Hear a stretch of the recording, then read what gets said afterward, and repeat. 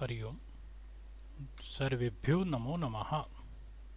अहम डॉक्टर रामप्रसाद जांगिडः, व्याख्याता, राजकीय शास्त्री संस्कृत महाविद्यालयः, कालाडेरा, जयपुरम्। अद्यतन ई कक्षायां भवतां समेषां हार्दिकं स्वागतं करोमि। प्रियांशः छात्राः, विगत दिवसे छन्दो विमर्शस्य पंचमे भागे वयं वर्णिक छन्दान्तर्गत वंशस्थं वसन्ततिलका मालिनी छन्दसां विषये चर्चां कृतवन्तः।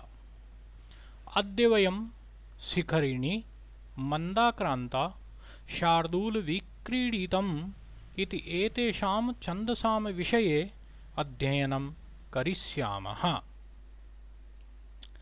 भवन्तः जानन्ति यत् कि छन्दशास्त्रे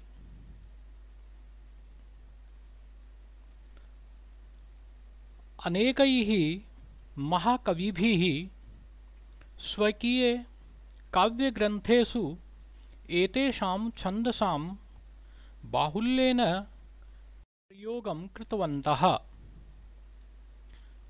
सर्वप्रथमम् अद्य वयं शिखरिणी छन्दसः किं लक्षणं किं च उदाहरणम् इति विषये ज्ञास्यामः। तर्हि पश्यामः, शिखरिणी छन्दसः किं लक्षणम्। शिखरिणी छन्दसः लक्षणम् उच्यते शास्त्रकारैः रसैरुद्रैश्छिन्ना यमनसभलागः शिखरिणी। रसैरुद्रैश्छिन्ना यमनसभलागः शिखरिणी। रसैरुद्रैश्छिन्ना यमनसभलागः शिखरिणी। अर्थात यस्य छन्दसः प्रत्येकस्मिन् चरणे क्रमशः यमन सबलागः अर्थात यगण मगण नगण सगण भगणाः भवन्ति, अन्ते च एकः लघुवर्णः एकश्च गुरुवर्णः भवति, तत्र शिखरिणी नाम छन्दः भवति। अस्य छन्दसः प्रत्येकस्मिन् चरणे 17 वर्णाः भवन्ति। छन्दः इदं 17 वर्णात्मकं वर्तते। रसैः षड्भिः अर्थात लोके षड्रसाः प्रसिद्धाः सन्ति। रसैः इत्यनेन षट् संख्याकाः रसाः। रुद्रैः एकादशभिश्च रुद्राः 11 संख्यकाः 11 रुद्राः लोके प्रसिद्धाः। अतः षड्भिः एकादशभिश्च अक्षरैः यतिः भवति। अस्य उदाहरणं पश्यामः। यथा च उदाहरणं यदा किञ्चिज्योऽहं द्वीप इव मदान्धः समभवम् तदा सर्वज्ञोऽस्मीत्यभवदवलिप्तं मम मनः। यदा किञ्चित् किञ्चित् बुधजनसकाशादवगतम् तदा मूर्खोऽस्मीति ज्वर इव मदो मे व्यपगत। अस्मिन् उदाहरणे अस्य छन्दसः लक्षणं घटयामः। यदा किञ्चिद्योऽहं द्वीप इव मदान्धः समभवम्। श्लोकस्य प्रथमे चरणे यदा यगणः यदा यकारः लघुवर्णः दा गुरुवर्णः कि अग्रे संयुक्ताक्षरः वर्तते अतः गुरुवर्णः। पुनः चि अग्रे पुनः संयुक्ताक्षरः अतः गुरुवर्णः। ग्यो गुरुवर्णः हम गुरुवर्णः। द्वि अत्र लघुवर्णः प लघुवर्णः इ लघुवर्णः व लघु म लघु दा दीर्घवर्णः धः दीर्घवर्णः स लघुवर्णः म लघुवर्णः भ लघुवर्णः वम गुरु। एवं प्रकारेण अस्मिन् छन्दसि यगणः मगणः नगणः सगणः भगणः अन्ते एकः लघुवर्णः एकः च गुरुवर्णः अस्ति।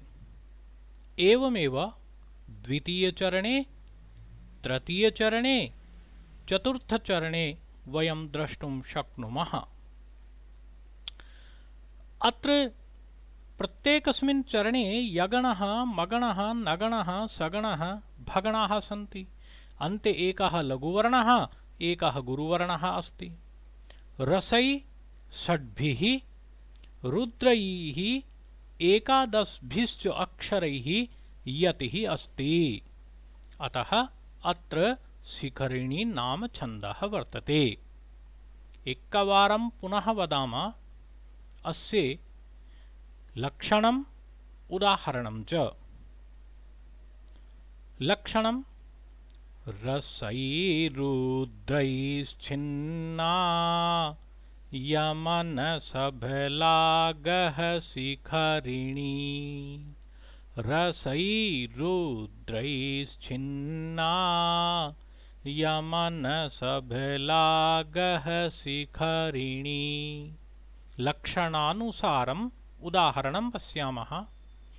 यदा किञ्चिद्योऽहं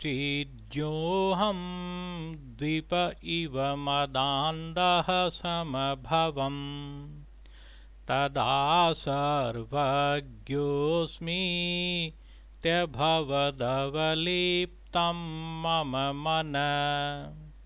यदा किञ्चित् बुधजनसकाशादवगतम् तदा मूर्खोऽस्मीति ज्वर इव मदो मे व्यपगत।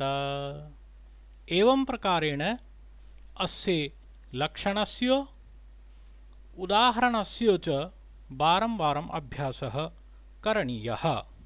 अग्रे वयं पश्यामः। अग्रिमः छन्दः मन्दाक्रान्ता छन्दः।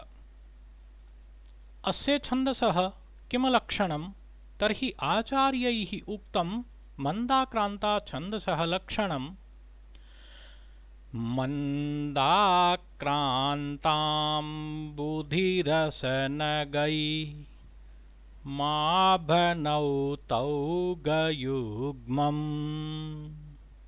मन्दाक्रान्तां बुधिरसनगै माभनौ तौ गयुग्मम्। अर्थात् यस्य छन्दसः प्रत्येकस्मिन् चरणे क्रमशः मगण भगण नगण तगण तगणाः भवन्ति तथा च अन्ते द्वौ गुरुवर्णौ भवतः तत् मन्दाक्रान्ता नाम छन्दः उच्यते। अत्र सप्तदश वर्णाः भवन्ति। अर्थात् अस्य प्रत्येकस्मिन् चरणे सप्तदश वर्णाः भवन्ति। सप्तदशवर्णात्मकम् इदं छन्दः वर्तते। अस्मिन् छन्दसि अम्बुदीभिः अर्थात् चतुर्भिः रसैः षड्भिः नगैः सप्तभिश्च अक्षरैः यतिः भवति। उदाहरणं पश्यामः। अस्य छन्दसः प्रसिद्धम् अस्ति। इदम् उदाहरणं महाकवि कालिदासेन विरचितं गीतिकाव्यं मेघदूतं ततः अस्ति इदम् उदाहरणं। कश्चित् कान्ताविरहगुरुणा स्वादिकारात् प्रमत्ता शापेनास्तं गमितमहिमा वर्षभोग्येन भर्तु यक्षश्चक्रे जनकतनया स्नानपुण्योदकेषु स्निग्धच्छाया तरुषु वसति रामगीर्याश्रमेषु।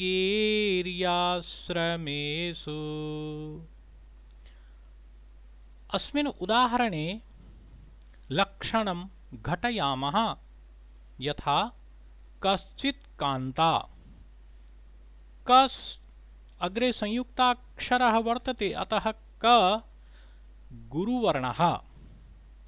चि अग्रे पुनः तकारः वर्तते, गुरुवर्णः। का गुरुवर्णः, ता गुरुवर्णः। वि लघुवर्णः, र लघुवर्णः, है लघु, गु लघु, रु लघु, ण गुरुवर्णः। वा गुरुवर्णः, धी लघुवर्णः, का गुरुवर्णः, रा गुरुवर्णः। प्र अत्र प वर्णः पूर्ववर्णे समायातः। रकारः लघुवर्णः। म अग्रे संयुक्ताक्षरः गुरुवर्णः, तः गुरुवर्णः। एवं प्रत्येकस्मिन् चरणे अस्मिन् छन्दसि प्रत्येकस्मिन् चरणे क्रमशः मगण, भगण, नगण, तगण, तगणाः सन्ति तथा अन्ते च द्वौ गुरुवर्णौ स्तः। चतुर्भिः षड्भिः सप्तभिश्च अक्षरैः यतिः अस्ति। अतः अत्र मन्दाक्रान्तानां छन्दः वर्तते। एकवारं पुनः वदाम। अस्य उदाहरणं कश्चित् कान्ताविरहगुरुणा स्वादिकारात् प्रमत्त शापेनास्तं गमितमहिमा वर्षभोग्येन भर्तु यक्षश्चक्रे जनकतनया स्नानपुण्योदकेषु स्निग्धच्छाया तरुषु वसति रामगीर्याश्रमेषु।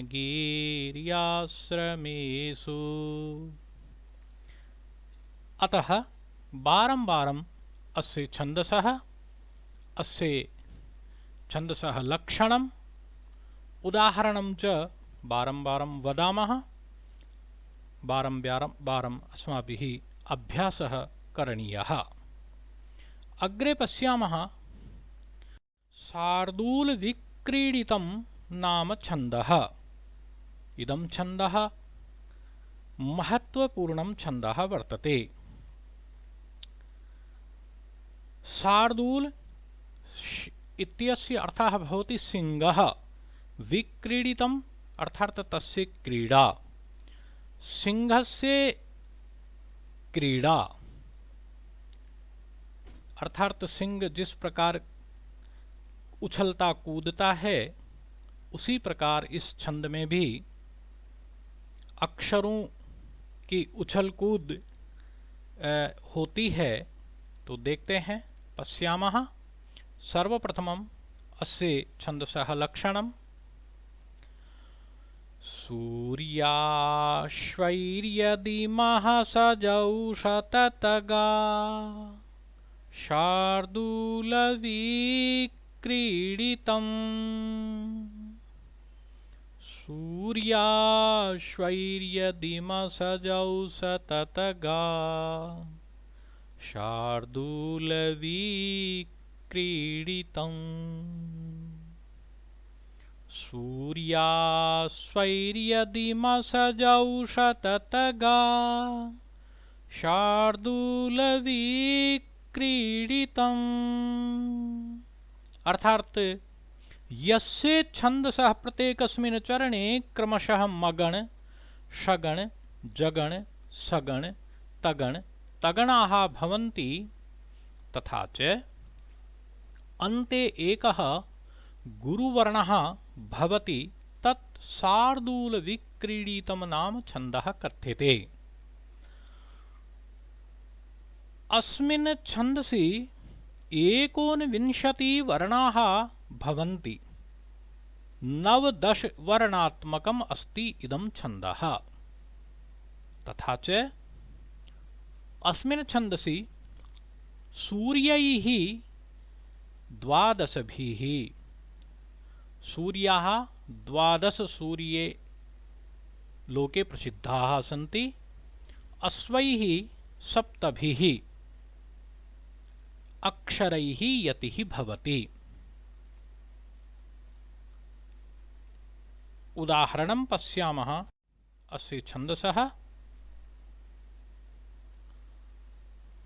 प्रसिद्धम् अस्ति इदम् उदाहरणं महाकवि कालिदासेन विरचितम् अभिज्ञानशाकुन्तलं नाम नाटकं।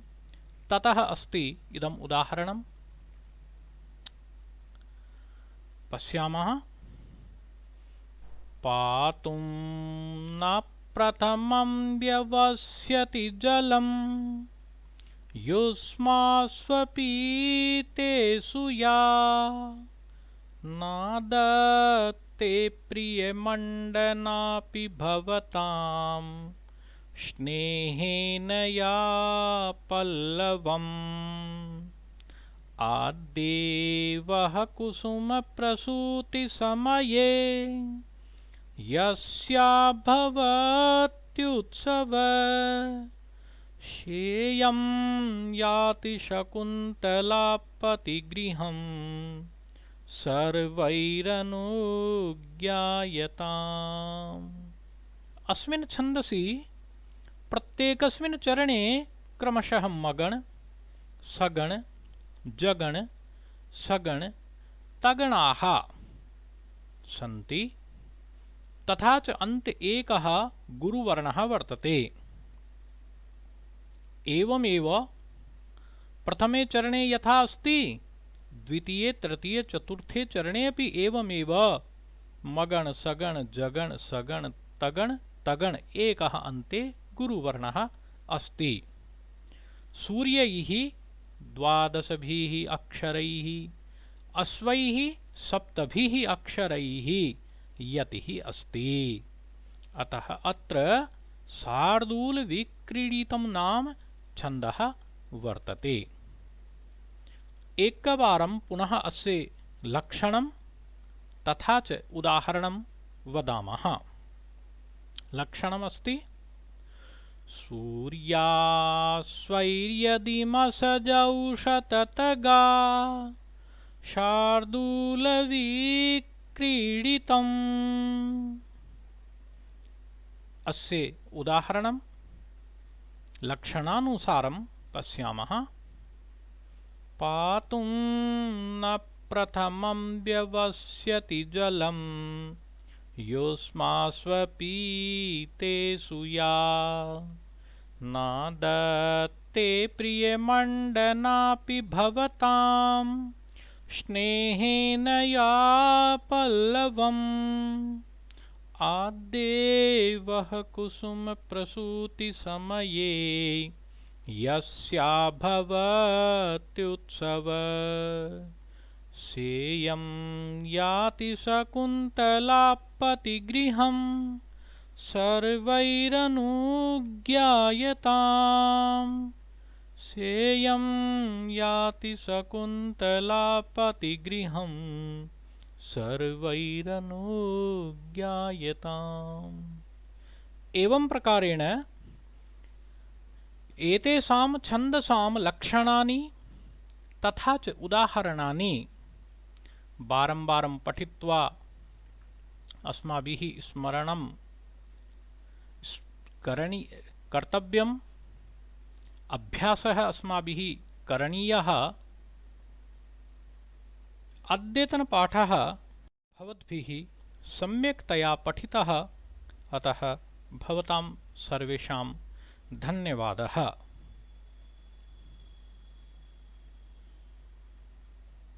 ओम।